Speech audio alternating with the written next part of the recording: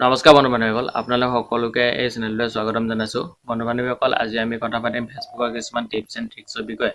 এই tips and ট্ৰিক্সৰ বিষয়ে আপোনালোকে নাজানে বা কিছুমানে জানিবও পাৰে। যিসকলে নাজানে তেওঁলোকৰ কাৰণে এই ভিডিঅ'টো বনোৱা হৈছে। এইবিলাক ব্যৱহাৰ কৰি আপোনালোকে বহুত সুবিধা হ'ব আপোনালোকৰ ফেচবুকটো চলোৱাত। আপোনালোকে মই এনেকুৱা কিছুমান টিপছ এণ্ড ট্ৰিক্সৰ বিষয়ে জনাম যিবিলাক আপোনালোকে আগতে নাজানিছিল। আপোনালোকক মই এনেকুৱা কিছুমান টিপছ জনাম যাৰ সহায়ত আপোনালোকে ফেচবুকত কিছুমান এড দেখিবলৈ পায়, সেইবিলাকো নাইকিয়া হৈ যাব। চাওক বন্ধুসকল, আজিৰ ভিডিঅ'টো আৰম্ভ কৰোঁ।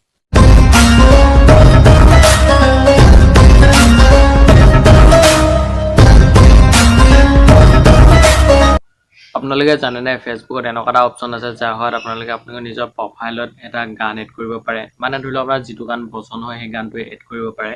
এইটো সুবিধা আপোনালোকক ফেচবুকে দিছে। আপোনালোকে ইয়াৰ কাৰণে কোনো ধৰণৰ তৃতীয় পাৰ্টি এপ ডাউনলোড কৰিব নালাগে। ইয়াৰ কাৰণে এটা অপশ্যন দিয়া হৈছে। প্ৰথমে আপোনালোকে প্ৰফাইললৈ যাওক। প্ৰফাইললৈ যোৱাৰ পিছত তললৈ স্ক্ৰল কৰিছিল মিউজিক অপশ্যনত ক্লিক কৰিব। মিউজিক অপশ্যনত ক্লিক কৰাৰ পিছত প্লাছ চিন এটা থাকিব, তাত ক্লিক কৰিব। ইয়াত দেখিবলৈ পাইছে বহুত গান আছে। আপোনালোকে যিটো গান পচন্দ হয় তাত ক্লিক কৰিব। ৰাইট চিন কৰাৰ পিছত বেক আহিব। বেক হোৱাৰ পিছত গানটো দেখিবলৈ পাইছে। তাত হয় তিনিটা ডটত ক্লিক কৰিব। তিনিটা ডটত ক্লিক কৰা পিনটো প্ৰফাইল বুলি অপশ্যন এটা পাব। এই অপশ্যনটোত ক্লিক কৰিব। ক্লিক কৰাৰ পিছত পুনৰ বেক আহিব। দেখিবা আপোনালোকৰ প্ৰফাইলত সেই গানটো সম্পূৰ্ণৰূপে এড হৈ গৈছে। চ' আপোনালোকে এই ধৰণে আপোনালোকৰ প্ৰফাইলত আপোনাৰ নিজৰ পচন্দৰ গান এড কৰিব পাৰে।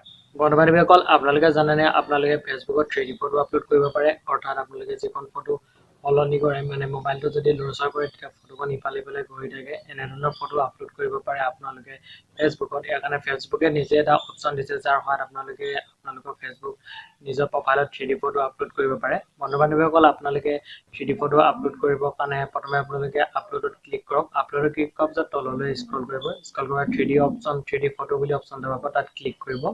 ক্লিক কৰাৰ পিছত ফটোখন চিলেক্ট কৰিব। ইয়াৰ পিছত আপলোড হ'বলৈ দিব বন্ধু বান্ধৱীসকল। আপোনালোকে আপলোড হোৱাৰ পিছত দেখিবলৈ পাইছে এখন ফটো যিখন আপোনালোকে 3D ষ্টাইলত আহিছে। ইয়াৰ পিছত বন্ধু বান্ধৱীসকল আপোনালোকে পোষ্ট অপশ্যনটোত ক্লিক কৰক। পোষ্ট হোৱাৰ পিছত বন্ধু বান্ধৱীসকল আপোনালোকৰ ফটোখন আপোনালোকৰ প্ৰফাইলত আপলোড হৈ যাব 3D ফটোখন, যাৰ সহায়ত আপোনালোকে মোবাইলটো যদি এতিয়া আপোনালোকে নিজৰ ফটোখন চাবলৈ পাব, যিখন ফটো আপোনালোকে 3D ষ্টাইলত আপলোড হৈছে। আপোনালোকে যদি মোবাইলটো লৰচৰ কৰে তেতিয়া আপোনালোকৰ ফটোখন 3D ষ্টাইলত দেখিবলৈ পাব। চ' এনেদৰে আপোনালোকে আপোনালোকৰ মোবাইল ফেচবুক একাউণ্টত 3D ফটো আপলোড কৰিব পাৰে। বন্ধু বান্ধৱীসকল, আপোনালোকে জানেনে ফেচবুকত কাৰোবাক আপুনি ৰেষ্ট্ৰিকশ্যন কৰিব পাৰে। অৰ্থাৎ আপুনি যিবিলাক ফেচবুকত পোষ্ট দিয়ে সেইবিলাকৰ বিষয়ে আপুনি কোনো এজন নিৰ্দিষ্ট ব্যক্তিক নেদেখুৱাকৈ থ'ব পাৰে। চ' বন্ধু বান্ধৱীসকল, ইয়াক কয় ৰেষ্ট্ৰিকশ্যন বুলি। ধৰক আপুনি কাৰোবাক কোনো ধৰণৰ ফটো ক'ৰবাত ফুৰিবলৈ গ'ল, তাৰ ফটো আপলোড দিব পৰা নাই, বা এনেধৰণৰ কিছুমান ফটো আছে আপোনাৰ ওচৰত যিখন ফটো আপুনি ফেচবুকত আপলোড দিব বিচাৰিছে। চ' কেনেকৈ মানুহজনক নেদেখুৱাকৈ ফটোখন আপলোড কৰিব, ইয়াৰ কাৰণে এটা অপশ্যন দিছে বন্ধুসকল ফেচবুকে, যাৰ সহায়ত আপোনালোকে সেই মানুহজনক ৰেষ্ট্ৰিকশ্যন কৰি দিব, যাৰ সহায়ত আপুনি যি পোষ্ট দিব সেইটোৰ বিষয়ে সেই মানুহজনে গম নাপাব। চ' বন্ধুসকল, আপোনালোকে দেখক কেনেকৈ আপোনালোকে কোনো এজন মানুহক ৰেষ্ট্ৰিক্টেড কৰিব। বন্ধু বান্ধৱীসকল, আপোনালোকে যাক ৰেষ্ট্ৰিক্টেড কৰিব বিচাৰিছে তাৰ প্ৰথমে প্ৰফাইললৈ যাব। প্ৰফাইললৈ যোৱাৰ পিছত এই অপশ্যনটো দিছে, ইয়াত ক্লিক কৰিব। ক্লিক কৰাৰ পিছত এডিট ফ্ৰেণ্ডছত ক্লিক কৰিব। ইয়াৰ পিছত ৰেষ্ট্ৰিকশ্যনত ক্লিক কৰিব। ইয়াৰ পিছত যিবিলাক পোষ্ট দিব সেইবিলাকৰ বিষয়ে সেই মানুহজনে বা সেই ব্যক্তিজনে কোনো ধৰণৰ তথ্য নাপাব। মানুহজনৰ পৰা ৰেষ্ট্ৰিকশ্যন আঁতৰাবৰ কাৰণে আপোনালোকে পুনৰ একেটা প্ৰচেছ ফ'ল' কৰি পিনি পুনৰ ৰেষ্ট্ৰিকশ্যনত এবাৰ ক্লিক কৰি দিব, যাৰ ফলত ৰাইট চিনটো নাইকিয়া হৈ যাব। চ' এনেদৰে আপোনালোকে কোনো এজন মানুহক ৰেষ্ট্ৰিকশ্যন কৰিব পাৰে। বন্ধু বান্ধৱীসকল, আপোনালোকে ফেচবুকত প্ৰতিদিনে এড দেখিবলৈ পায়, যিবিলাক বিভিন্ন ধৰণৰ এড আহে আপোনাৰ মোবাইলত। কিন্তু আপোনালোকে জানেনে আপুনি এই এডসমূহ আপোনালোকৰ মোবাইলৰ পৰা অৰ্থাৎ ফেচবুক একাউণ্টৰ পৰা ডিলিট কৰি দিব পাৰে, যাৰ সহায়ত আপোনালোকে কোনোদিনে আপোনালোকে এনেধৰণৰ এড দেখিবলৈ নাপাব।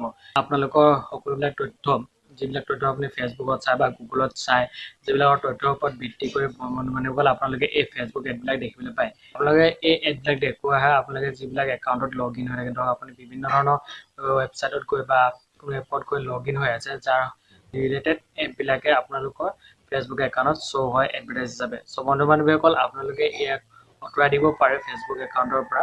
বন্ধু বান্ধৱী, আপোনালোকে ইয়াৰ কৰিব আপোনাৰ ফেচবুকৰ ফেচবুকলৈ আহিব। ফেচবুকলৈ অহাৰ পিছত তিনিটা ডটত ক্লিক কৰিব। তাৰপিছত বন্ধু বান্ধৱী আপোনাৰ ছেটিংছ এণ্ড প্ৰাইভেচিত ক্লিক কৰিব। ইয়াৰ পিছত ছেটিংছত ক্লিক কৰিব। ছেটিংছত ক্লিক কৰাৰ পিছত তললৈ স্ক্ৰল কৰিব। স্ক্ৰল অফ ফেচবুক এক্টিভিটি বুলি অপশ্যন এটা পাব। তো ইয়াত ক্লিক কৰাৰ পিছত আপোনালোকে দেখিবলৈ পাব যে ওপৰত কিছুমান ৱেবছাইট বা এপৰ আইকন দেখি ল'ব, য'ত আপুনি লগ ইন হৈ আছে। এইবিলাকৰ সহায়তে এইবিলাকৰ ৰিলেটেডে আপোনালোকৰ ওচৰলৈ এডভাৰটাইজ আহি থাকে। যদিও বন্ধু বান্ধৱীসকলৰ তলত এটা ক্লিয়াৰ হিষ্টৰী বুলি অপশ্যন দেখিছে, এই অপশ্যনটো ক্লিক কৰি দিয়াৰ পিছত আপোনালোকে কোনো ধৰণৰ হিষ্টৰী, কোনো ধৰণৰ এড আপুনি দেখিবলৈ নাপায়। ইয়াৰ পিছত আপোনালোকে দেখিবলৈ পাব ওপৰত যিবিলাক এড আছিল সেইবিলাক সম্পূৰ্ণৰূপে আঁতৰি গৈছে।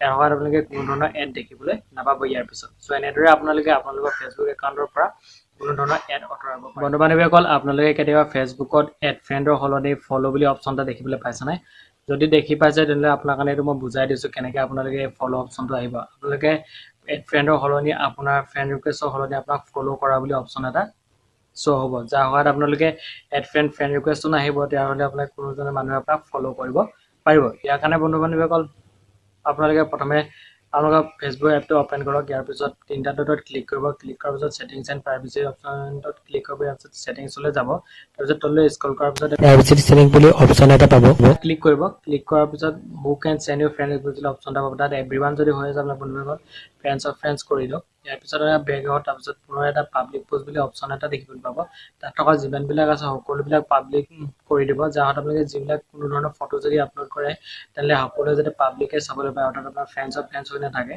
ইয়াৰ পিছত যদিহে আপোনালোকৰ কোনোবাই আপোনাৰ ফ্ৰেণ্ডছত যদি কোনো মানুহ নাথাকে তাৰমানে যদি বেলেগ কোনোবাই আপোনাৰ ফ্ৰেণ্ড ৰিকুৱেষ্ট পঠিয়াবলৈ বিচাৰে তেতিয়া তেওঁলোকৰ ওচৰত ফ্ৰেণ্ড ৰিকুৱেষ্টৰ সলনি ফলো বুলি অপশ্যন এটা হ'ব যাৰ সহায়ত আপোনালোকে আপোনালোকৰ ফলোৱাৰ বঢ়াব পাৰে সো এনেদৰে আপোনালোকে ফেচবুকত ফলো অপশ্যনটো বন্ধু বান্ধৱীসকল আপোনালোকে হোৱাটছআপত এটা অপশ্যন দেখিবলৈ পাইছে যে পপ আপ ভিডিঅ' অৰ্থাৎ মানে আপোনালোকে যিটো কোনোবা এটা যদি লিংক শ্বেয়াৰ কৰে তাৰ সহায়ত আপোনালোকে ভিডিঅ'টো তাতে অপশ্যন কৰিব পাৰে ঠিক তেনেদৰে ফেচবুকতো এনেকুৱা এটা অপশ্যন আছে যাৰ সহায়ত আপোনালোকে আপোনালোকৰ ভিডিঅ'টো পপ আপ হিচাপে চলাব পাৰে অৰ্থাৎ আপোনালোকে ভিডিঅ'টো চলাব পাৰে কিন্তু তলৰ ফালে যি মন যায় ফেচবুক চলাই থাকিব পাৰে ইয়াৰ কাৰণে বন্ধু বান্ধৱীসকল আপোনালোকে যিটো ভিডিঅ' আপোনালোকে পপ আপ হিচাপে চলাব বিচাৰে তাত ক্লিক কৰিব ক্লিক কৰাৰ পিছত এটা ছাইডত বাওঁহাতৰ ছাইডত এটা অপশ্যন দেখিবলৈ পাব তাত ক্লিক কৰিব ক্লিক কৰাৰ অপশ্যন ক্লিক এটা পাব ক্লিক কৰিব ক্লিক কৰাৰ পিছত আপোনালোকৰ ভিডিঅ'টো সম্পূৰ্ণৰূপে পপ আপ হিচাপে চলি যাব আপোনালোকে বন্ধু বান্ধৱীসকল এই ভিডিঅ'টো পপ আপ ভিডিঅ'টো আপোনালোকে ফেচবুকটো কাটি দিয়াৰ পিছতো অৰ্থাৎ যদি কাটি দিয়াৰ পিছতো আপোনালোকে চলাব পাৰিব কিন্তু আপোনালোকে বন্ধু বান্ধৱীসকল ইয়াক মাল্টিটাস্কিঙৰ পৰা আঁতৰাই দিব নালাগিব যেতিয়ালৈকে আপোনালোকে মাল্টিটাস্কিঙৰ পৰা আঁতৰাই নিদিয়ে তেতিয়ালৈকে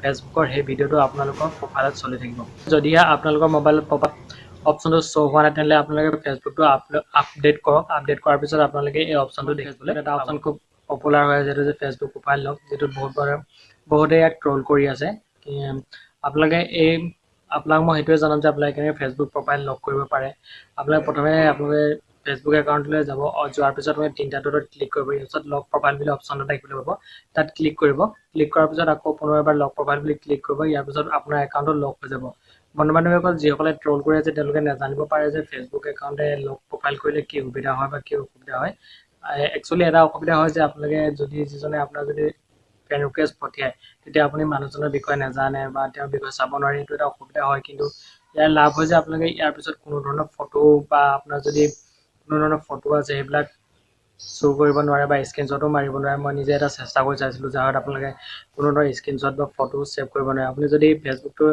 যিজনৰ প্ৰফাইল লক হৈ আছে তেওঁৰ একাউণ্টলৈ গৈ পিনি যদি ফটোখন ডাউনলোড কৰিব বিচাৰে তেতিয়া আপোনাৰ ফটোখন ডাউনলোড নহ'ব বা আপুনি যদি স্ক্ৰীনশ্বট মাৰিব বিচাৰে তেতিয়াহ'লে আপোনাৰ স্ক্ৰীনশ্বট নহয় বুলি লিখি আহিব বা আপুনি যদি তাক ৰেকৰ্ডিঙো কৰিব বিচাৰে তেতিয়া আপুনি ৰেকৰ্ডিঙো কৰিব নোৱাৰে চ' মই ভাবোঁ আমাৰ লক প্ৰফাইল এটা ভাল অপশ্যন যাৰ সহায়ত আপোনালোকে নিজৰ একাউণ্টত ছেভ কৰি থ'ব পাৰিব ইয়াৰ ফলত আপোনালোকে কোনো ফেক একাউণ্ট খোলাৰ সম্ভাৱনা নাথাকে চ' আজিৰ ভিডিঅ'টো ইমানতে শেষ হ'ল যদিহে মোৰ ভিডিঅ'টো ভাল পায় তেন্তে লাইক কৰিব শ্বেয়াৰ কৰিব আৰু ছাবস্ক্ৰাইব কৰিব আৰু পাৰিলে বন্ধুসকলৰ লগত শ্বেয়াৰ কৰিব ধন্যবাদ